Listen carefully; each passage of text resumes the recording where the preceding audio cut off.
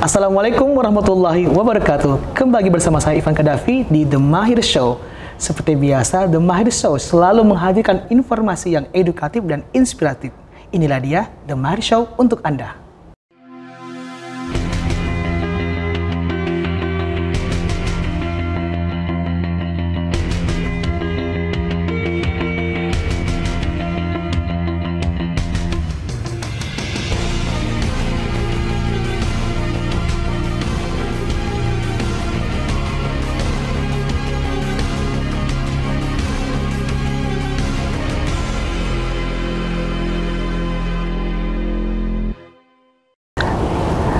Nah, kali ini di episode kali ini The Mahir Show, kami sudah berada di kantor ITPC Jeddah, Arab Saudi.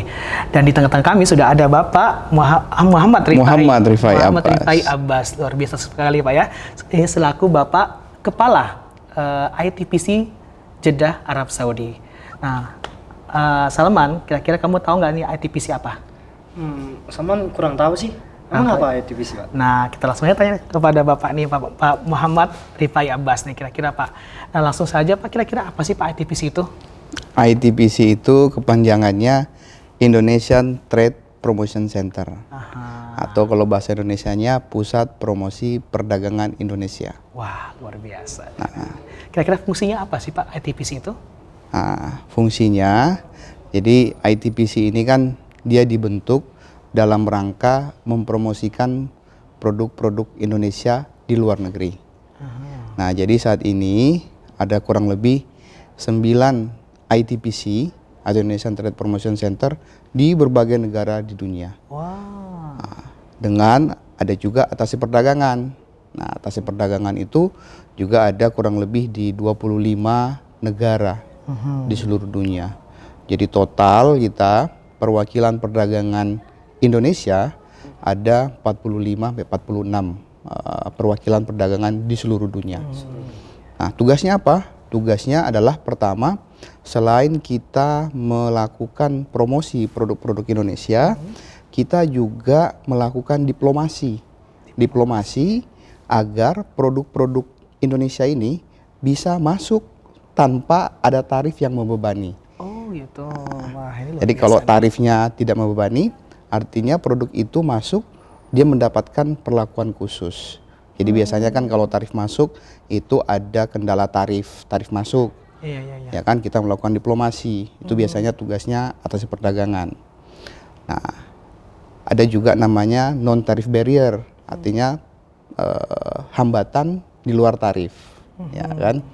Nah, ITPC ini berfungsi itu. Pertama, selain mempromosikan produk-produk Indonesia, juga kita melakukan diplomasi agar produk-produk Indonesia ini bisa diterima di negara tujuan ekspor tanpa dikenakan tarif atau biaya masuk. Ataupun kalau dikenakan biaya masuk, dikenakan dengan biaya yang lebih terjangkau. Sehingga produk-produk kita yang masuk ke negara tujuan ekspor bisa lebih kompetitif. Artinya ITPC ini memudahkan ya Pak ya, atau jembatan selaku pengusaha dan juga pengusaha Arab Saudi yang ini ke Indonesia ke Saudi seperti itu. Ya, jadi kita memfasilitasi khususnya pengusaha-pengusaha Indonesia yang ingin melakukan ekspor ke Arab Saudi, begitu juga pengusaha Saudi yang ingin mengimpor produk-produk Indonesia. Jadi kita memfasilitasi dua pihak, pihak dari Indonesia maupun pihak dari luar negeri, khususnya pihak dari Arab Saudi. Bagaimana caranya? Ya, caranya itu salah satunya kita melakukan business matching, ya kan? Atau kita melakukan riset atau market intelligence. Kita memberitahukan ke Indonesia, pengusaha-pengusaha Indonesia terkait dengan regulasi yang berlaku di sini, terkait dengan preferensi produk-produk di preferensi konsumen yang ada di sini. Kita menginformasikan terkait harga yang ada di sini. Kita menginformasikan terkait lembaga atau lembaga-negara yang mengatur tentang peredaran produk di negara tersebut.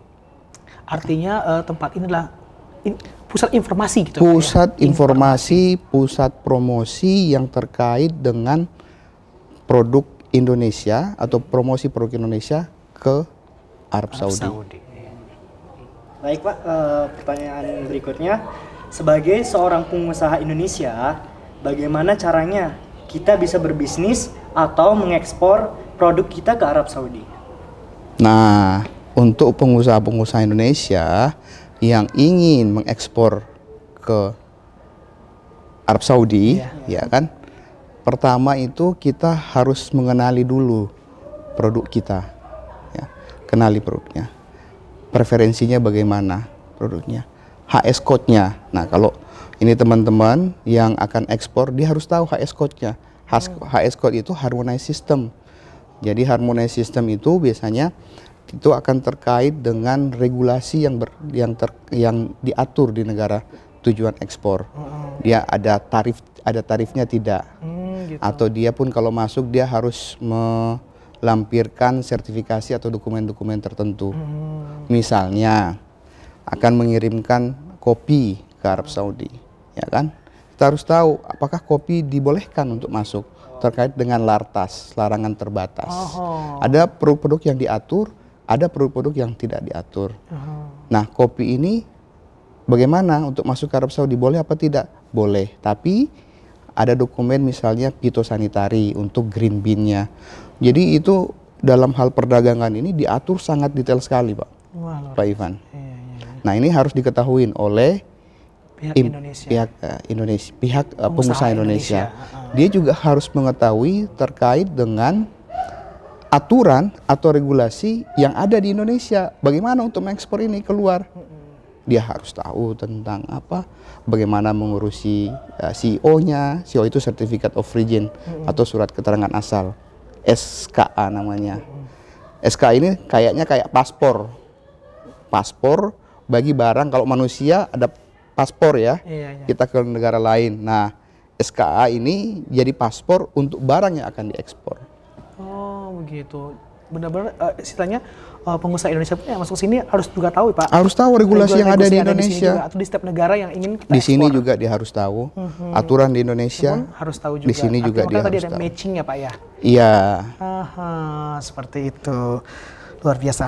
Nah, kira-kira sebagai pengusaha Indonesia di Arab Saudi, ya Pak, di Arab Saudi, apa yang harus dilakukan untuk tetap eksis berbisnis di negara Arab Saudi ini? Kalau untuk pengusaha Indonesia yang ada di Arab Saudi, pengusaha Indonesia yang ada di Arab Saudi, di Arab Saudi, bagaimana bisa eksis atau bagaimana supaya tetap produknya itu lancar? Ya, kalau untuk pengusaha yang ada di Arab Saudi, Indonesia yang ada di Arab Saudi, tentunya mereka harus memahami regulasi atau yang pertama, aturan yang ada di sini, ya kan? Kemudian juga memahami tentang preferensi dari konsumen yang ada di Arab Saudi. Yang paling penting. Iya, preferensinya. Kemudian dia juga harus bisa mengatur harganya agar harganya itu kompetitif. Di Arab Saudi. Jangan sampai kita mengincar keuntungan yang besar tetapi kalah kompetitif dari negara-negara yang lain. Masalah harga kan? Ini, Pak ya. Ya. Kemudian terkait dengan juga konsistensi. Jadi produk yang akan dikirim itu harus yang akan masuk ke sini konsisten. Misalnya Pak Ivan punya kebutuhan kopi sebulan itu 1 ton, ya kan? Masuk ke sini ya tiap bulan harus 1 ton, karena Bapak Ivan sudah punya pelanggan. Nah, jangan sampai tidak konsisten, tidak punya kesinambungan. Hari ini, bulan ini 1 ton, bulan depannya 1/2 ton, bulan depannya lagi 1/4 ton, ya kan? Nah, ini yang harus kita bisa menjamin pasokan yang ada di sana. Ya, jangan sampai nanti kebutuhan justru nanti malah mereka mencari kurang, nggak ada ya Pak ya gitu ya. Iya. Akhirnya pindah yang lain jadi. Pindah ke lain. Kualitas juga harus dijaga. Harus dijaga ya. Ya. Nah, itu kiat-kiat suksesnya itu pertama dari sisi harganya harus kompetitif, kualitasnya harus oke, kemudian harus konsisten. Sustainability-nya harus diperhatikan, dan yang keempat harus mengetahui regulasi yang ada di sini. Wah, gitu. Jadi sangat informatif. Selain preferensi. Selain preferensi. Wah, luar biasa sekali ya. Istilahnya kita jadi tahu nih kira-kira sebagai pengusaha di Arab Saudi berapa tadi 4 informasi tadi harus benar-benar kita miliki ya. Yang paling penting adalah konsistensi itu Pak ya, dan juga kualitas dari barang yang akan diekspor ke Arab Saudi. All in all adalah competitiveness, artinya daya saing. Daya saing, wah luar biasa nih. Sama jadi tahu kan sekarang? Iya tahu. Luar biasa, informatif sekali nih informasinya ya, luar biasa sekali. Ya. Selanjutnya, kira-kira produk Indonesia apa yang paling laris ketika diekspor ke Arab Saudi? Nah, ini kalau kita bicara laris dan tidaknya ini, kita bicara dua hal. Ya kan? Pertama dari sisi volume. Volume itu jumlahnya. Jumlah itu berapa kilo. Ya, berapa ton yang masuk. Kemudian kita bicara dari sisi nilai. Nilai berapa juta dolar. Ya kan? Nah, kalau kita bicara dari sisi nilai, yang paling besar produk Indonesia yang masuk ke sini itu adalah produk-produk otomotif. Oh, gitu ya. Ada produk-produk otomotif, ada paper di situ, ada kemudian electronics. Tadi itu volume atau apa tadi, Pak? Itu kalau dari sisi nilai. Tapi kalau kita bicara dari sisi volume, itu rata-rata produk-produk makanan olahan, rempah-rempah. Jadi baru tahu nih Pak ya, ternyata otomotif juga banyak ya masuk sini. Oh banyak, paling besar. Jadi ekspor kita ke Arab Saudi yang paling besar itu hampir kurang lebih dari 1/3 ekspor kita ke Arab Saudi itu didominasi produk-produk otomotif, baik mobil itu sendiri maupun spare partnya.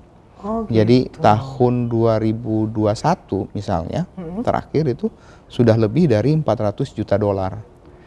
Ekspor kita ke Arab Saudi per Januari sampai dengan November itu sudah mencapai 1,39 miliar dolar. Oh, Masya Allah. Tumbuh kurang lebih 15,82% dari periode yang sama tahun 2020. Wow, luar biasa. Ini informasi ini sangat informatif. Nah, kita baru tahu nih ternyata dalam sisi nilai Pak tadi ya. Itu ternyata otomotif ya yang sangat paling besar. Kira-kira teman-teman semua tahu semua nggak ini ya? Yang kita tahu cuma makanan Pak selama ini. Ada makanan, ada CPO, ada ikan, ada kayu. Kayu itu untuk apa plywood. Pak? Ya untuk misalnya produk-produk kayu itu kan termasuk ini arang kayu. Ya kan, charcoal, kemudian plywood untuk konstruksi, kemudian kayu itu juga furniture, handicraft itu kan termasuk produk-produk kayu. Jadi itu juga lumayan besar masuk ke sini. Ya? Tapi plywood memang, kayu lapis memang yang paling banyak untuk kebutuhan konstruksi. Tapi kenapa ya kita masyarakat Indonesia yang di sini cuma taunya makanan gitu Pak? Mungkin karena makanan karena memang apa yang kita temukan ini kan. Kalau ketika kita bicara penyebaran produknya, kalau plywood itu kan sifatnya industrial. Iya kan, dipakai oleh industri. Tapi kalau kita bicara makanan, ini kan retail. Jadi dia masuk ke konsumen secara langsung. Iya, paham.